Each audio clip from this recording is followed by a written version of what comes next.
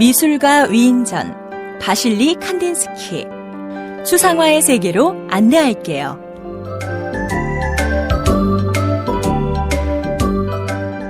칸딘스키는 모스크바 대학에서 법학과 경제학을 공부했어요.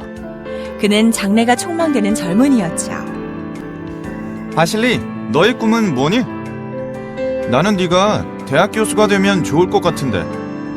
어렸을 적부터 친했던 칸딘스키의 친구가 물었어요. 그런데 칸딘스키는 선뜻 대답을 하지 못했지요. 글쎄, 안 그래도 도르파트 대학에 자리가 있다고는 하는데 어떻게 해야 될지 모르겠어. 그 무렵에도 아무나 대학 교수가 되는 것은 아니었어요. 남들보다 똑똑하고 공부도 아주 많이 해야 됐죠. 더구나 칸딘스키처럼 30살 남짓한 나이에 대학 교수로 초빙을 받는 것은 흔치 않은 일이었어요. 그런데 그는 왜 망설였던 것일까요?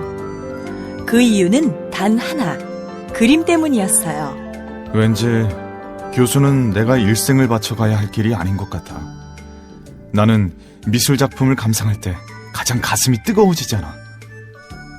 칸딘스키는 가만히 눈을 감고 23살의 어느 날을 떠올렸어요.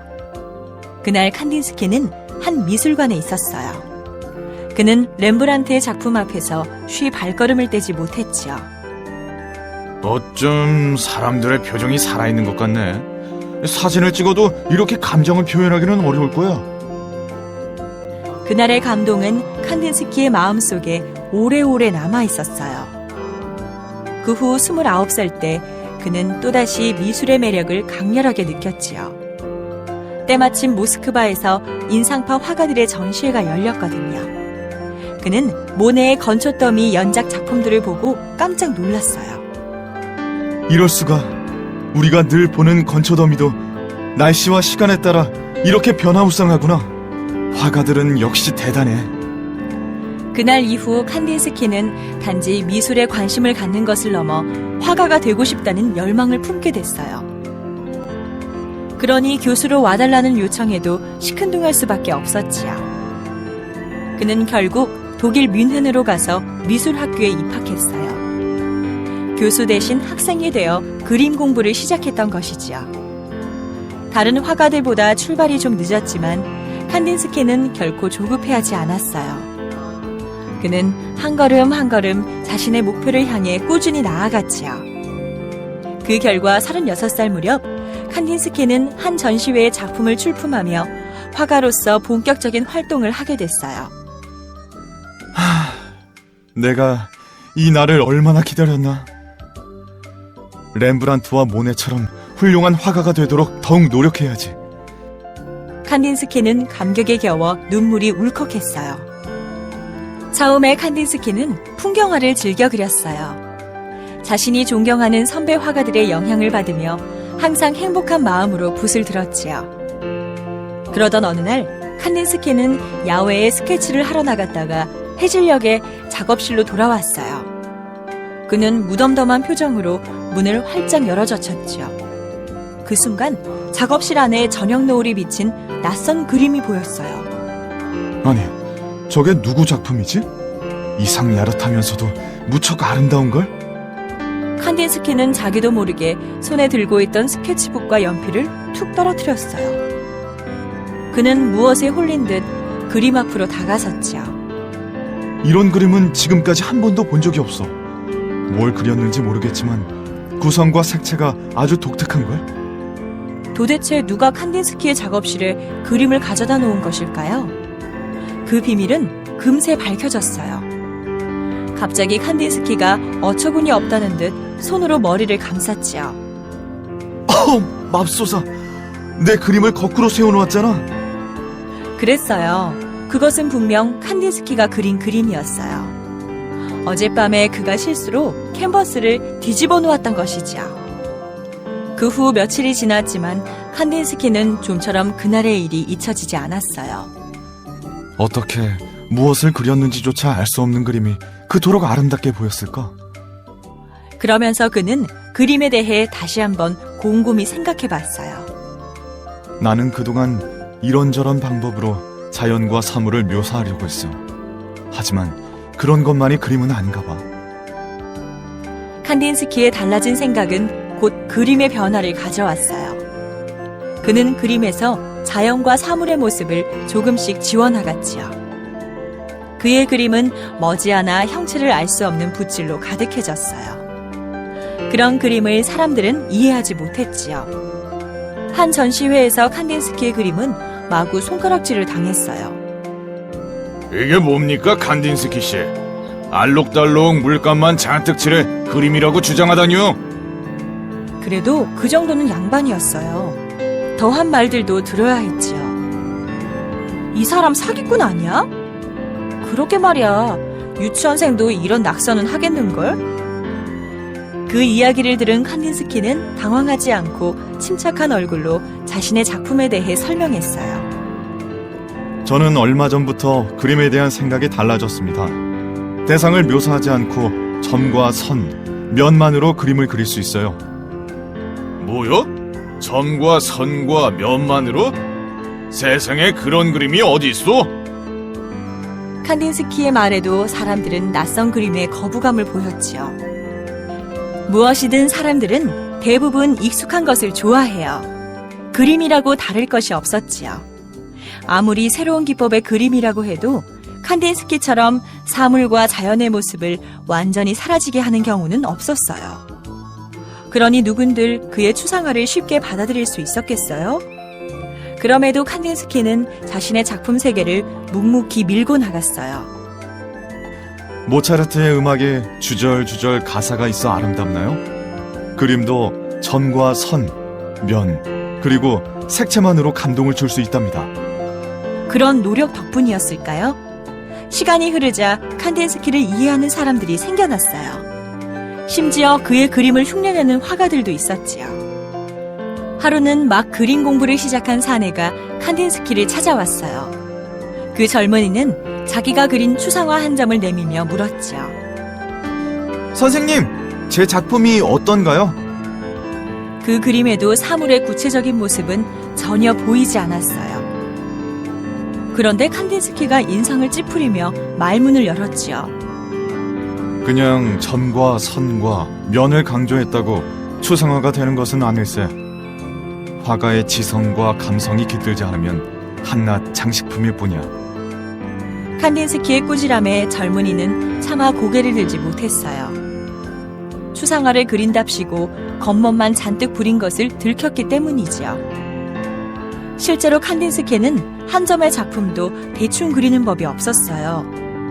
그는 탄탄한 대생 실력을 바탕으로 상상의 날개를 활짝 펼쳤지요. 그래서 칸딘스키가 오늘날 추상화의 개척자로 평가받는 거예요. 미술가 위인전, 피트 몬드리안. 수평선과 수직선만 있으면 돼. 초등학생들이 화가들의 그림을 관람하러 미술 전시회장에 왔어요. 여기저기서 왁자지껄 이야기꽃을 피우며 즐거워했죠. 얘들아, 전시회장에서는 조용히 해야 돼. 말소리를 낮추렴. 선생님이 어린이들에게 충고했지만 그것도 잠시뿐 또다시 시끌벅적해지기 일쑤였어요. 그래도 다른 관람객들은 싱긋 웃으며 어린이들을 이해해줬지요. 그때 한 학생이 어떤 그림을 가리키며 물었어요. 선생님, 이것도 유명한 그림이에요? 순간 어린이들의 눈길이 일제히 그쪽으로 향했어요. 뒤늦게 그 그림을 본 다른 친구들이 말을 보탰지요. 에이, 이건 그림이 아닌 것 같은데? 그냥 줄을 쭉쭉 그어놓고 몇 군데 색칠만 해놨잖아. 맞아. 아마 장식품으로 걸어놓았나 봐. 그렇지요, 선생님? 그러자 선생님이 그림 앞으로 다가가 나지막히 말문을 열었어요. 이것은 아주 유명한 화가의 그림이에요. 네덜란드 화가 피트 몬드리안의 회화 1이라는 작품이지요.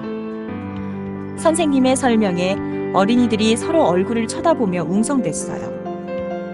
치, 이런 그림은 나도 그리겠네. 난 몬드리안이 도대체 뭘 그리려고 했는지 전혀 모르겠어. 하기야 어린이들의 그런 이야기가 지나친 것은 아니었어요. 몬드리안의 그림은 다른 화가들과 여러모로 달랐으니까요. 그럼 그는 왜 그토록 이상해 보이는 그림을 그렸을까요? 몬드리안이 처음부터 얼핏 그림처럼 보이지도 않는 낯선 그림을 그렸던 것은 아니에요. 그는 화가로 활동하던 초기에 지극히 평범한 그림을 그렸어요. 그래도 솜씨가 좋아 사람들이 칭찬을 아끼지 않았지요. 자네가 그린 여름산의 풍경은 생동감이 넘치는군. 잎사귀들이 정말 싱그러워 보여. 그러자 그때마다 몬드리안은 왠지 가슴 한구석이 답답했어요. 단지 자연을 잘 묘사하는 것만으로는 절대 훌륭한 화가가 될 수 없다고 생각했기 때문이에요.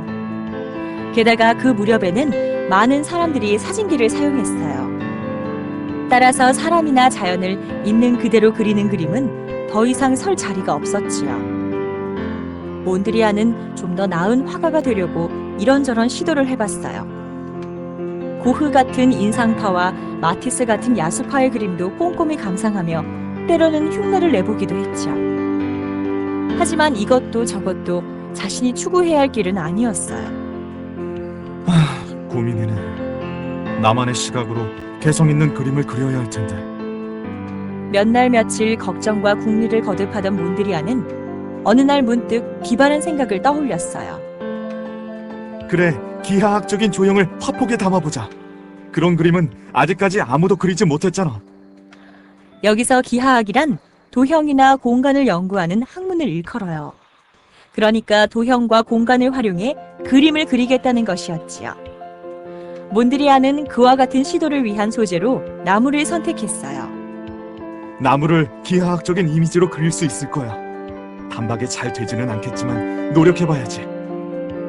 그날부터 몬드리안은 열심히 나무 그림에 매달렸어요. 그렇게 탄생한 것이 붉은 나무라는 작품이지요. 마침 가까이 지내는 화가가 놀러 왔다가 그림을 보고 말했어요. 새로운 작품인가? 내가 보기에 이것은 인상파의 영향을 받았군. 썩 괜찮은걸? 그 말을 들은 몬드리안은 자신에게 몹시 화가 났어요. 왜냐고요? 그것은 아직도 자기의 그림이 누구와 비슷하다는 뜻이었기 때문이에요. 몬드리안의 얼굴이 불그락 푸르락해지자 그 화가는 당황했어요. 자네 왜 그러나? 내가 뭐 실수라도 했나? 아닐세. 내가 스스로 너무 못나게 생각돼서 그런 것뿐이래. 그 일이 있고 나서 몬드리안은 더욱 나무 그림에 몰두했어요. 그러다 보니 어느덧 한 해, 두 해 세월이 흘렀지요. 그러던 어느 날 몬드리안은 다시 나무 그림 하나를 그렸어요. 그것은 회색 나무라는 작품이었지요. 그런데 몬드리안의 낯빛이 어두웠어요. 아무래도 쉽지 않은걸. 나무의 모습이 이전보다는 훨씬 단순해졌지만 아직 멀었어. 정말이지 자신만의 개성을 갖춘 화가가 되는 것은 어려웠어요. 그 무렵 제1차 세계대전이 일어나 세상까지 어수선해졌지요. 그런데 뜻밖의 몬드리안은 침착했어요. 이미 40살이 넘은 그는 전쟁에 나가지 않아도 됐지요. 전쟁 탓에 고통받는 사람들에게는 미안하지만 어떤 면에서는 좋은 기회야. 홀로 그림이나 실컷 그려야지. 몬드리안은 당장 짐을 싸서 조용한 고향 마을로 갔어요. 그곳에 틀어박혀 기하학적 조형을 완성하기 위해 애썼지요. 그는 날마다 주위의 교회와 나무, 집 등을 그리며 조금씩 자신의 꿈에 다가갔어요. 몬드리안은 그런 노력 끝에 마침내 이전과 아주 다른 분위기의 그림을 그려냈어요. 그 작품에는 오션5라는 제목을 붙였지요. 어느 건물에서 영감을 얻어 그린 그 그림은 평면적이면서 거의 수직과 수평의 선만으로 대상을 표현했어요. 몬드리안은 몇 해 전 붉은 나무를 보았던 화가를 찾아가 그림을 보여줬지요. 괜히 마른 침이 꼴깍 넘어갔어요. 아니, 이렇게 그림을 그릴 수도 있나? 어떻게 이런 생각을 했어? 그 화가는 깜짝 놀라며 낯선 그림 앞에서 혀를 내둘렀어요. 그제야 몬드리안의 얼굴에 환한 미소가 번졌지요. 나는 우선 그림에서 곡선들을 하나씩 없애려고 노력했네. 그러다 보니 이렇게 수평과 수직의 선만 남게 됐지. 허허, 거참 세상에 자네처럼 그림을 그리는 화가는 없을 걸세. 몬드리안은 무엇보다 그 말을 듣고 기뻤어요. 오랜 시간 간절히 바라왔던 자신만의 개성을 찾았기 때문이지요. 그 후 몬드리안은 누가 봐도 한눈에 알아볼 수 있을 만큼 개성이 철철 흘러넘치는 작품들을 잇따라 발표했어요. 그의 그림은 사람들에게 새로운 상상력을 불러일으켰지요. 나는 몬드리안의 그림을 건축에 응용할 거야. 그거 괜찮은 생각이네. 무척 독특한 인테리어가 되겠는걸? 뿐 아니었어요. 나중에는 몬드리안 룩이라는 말까지 생겨났지요. 그것은 수평선, 수직선, 정사각형, 직사각형의 형태를 이용한 몬드리안의 그림 같은 패션 디자인을 말하는 것이에요.